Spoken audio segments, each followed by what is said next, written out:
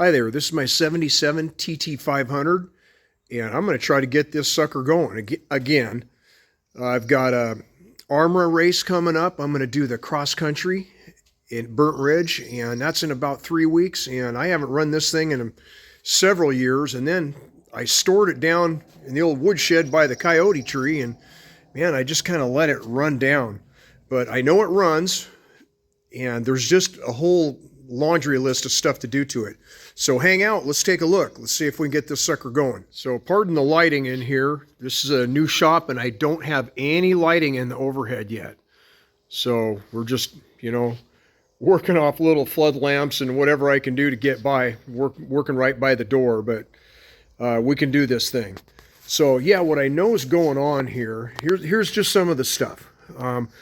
Bike came without a carburetor. And I had a box of 38 millimeter Makunis that somebody said, hey, pick through these, see if you can find something. So, well, I think it's a 38. I need to pull it off and mic that out. But it's a 2-stroke carb, so the jetting's wrong. The needle's wrong, the nozzle's wrong, the slide's wrong. So we're going to correct that.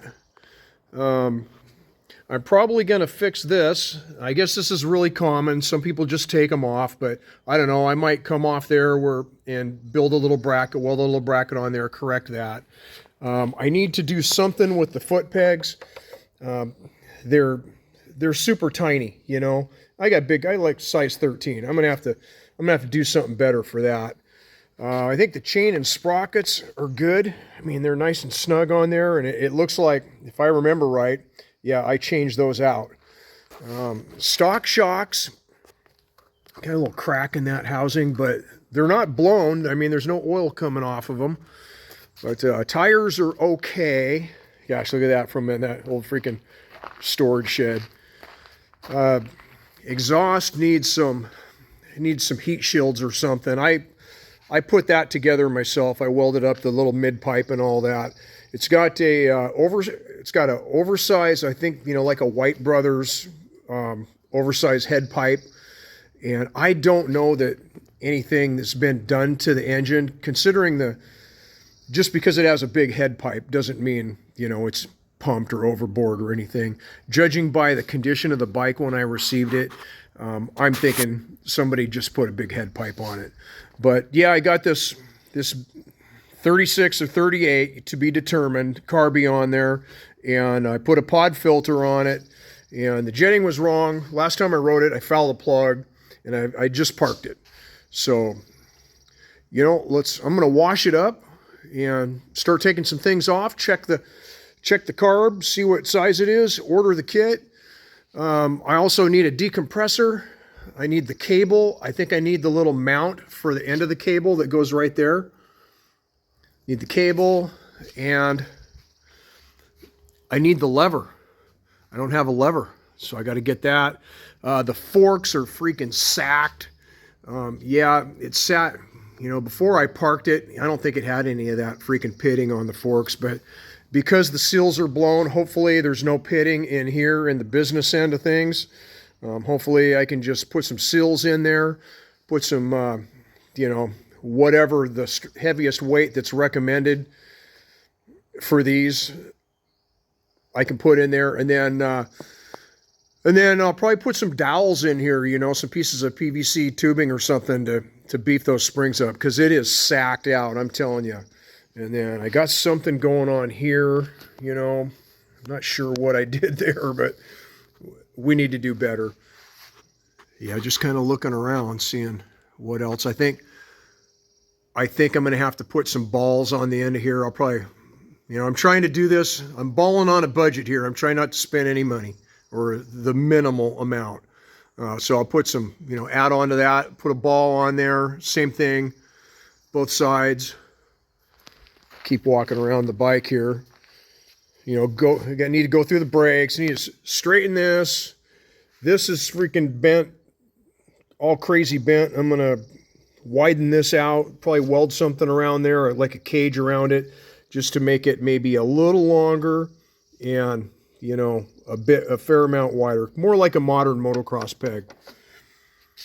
Okay, that's a start. Let's pull it down, wash it up.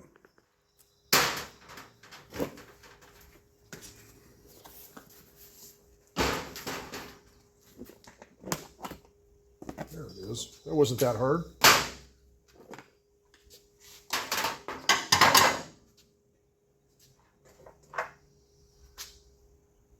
No, that's not too bad. I know I had good fuel in it.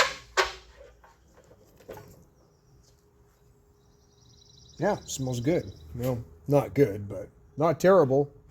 Oh, yeah, look at that. Uh-huh. That explains why it was filling the shop up.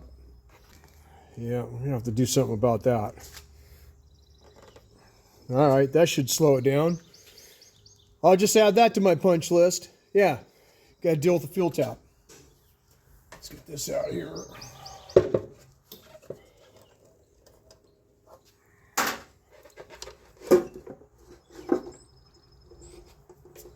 There it is. Should be okay. Probably cover this pod filter though. Yeah, that'll do. That'll do it. Oh, still turns over. Still got a bunch of compression. Oh yeah, it's gonna be fine. It's gonna be fine. What I want to know is what's all this melty junk down here by the seat? Look at where it made it up there. What is that crap? Not near any heat. Yeah, so I scraped that junk off the seat and I took this mud guard off the bike, and yeah, both sides. This side's like, whatever it is, it's like rock hard. You can chip it off. And then this side's gooey. I don't know if it's some foam that got melted on there or what, but it's got to go. Yeah, here's one last look at it before I give it a bath, and it comes out all minty. Oh heck yeah!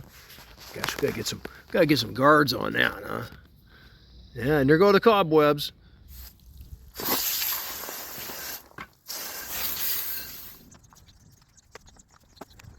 All right, there it is, all washed up. Yeah, it cleans up okay, but it's definitely a patina bike. But you know, it kind of is what it is. It doesn't need to be pretty. It needs to be fast. Brakes need to work good. Got to dial that suspension. Yeah, it's got to be capable of getting me to the podium, dang it. On July 25th, and it's June 30th, today. Let's get it back on the lift and get that carby off of there. Okay, there's my spares box. What do we got in here? Fork seals, pins, cables. There's them carbies.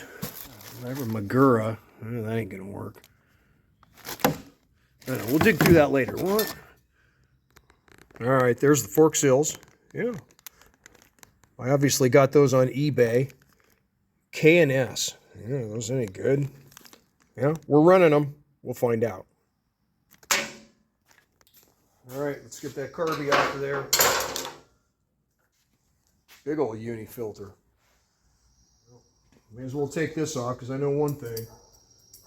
That is the wrong slide and needle.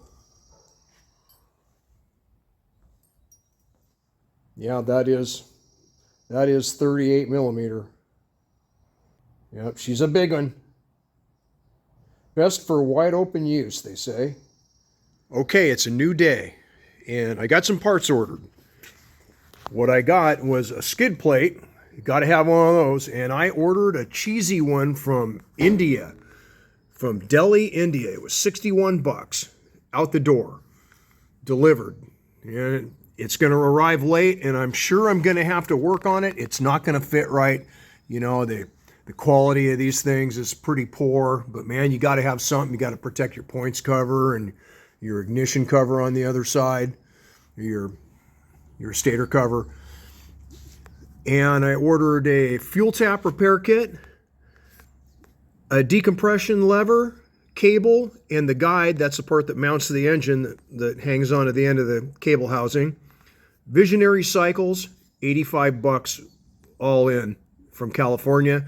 And then I got the rejet kit for the 38 millimeter Mikuni that has a new slide, a new nozzle, a new needle, and a main jet.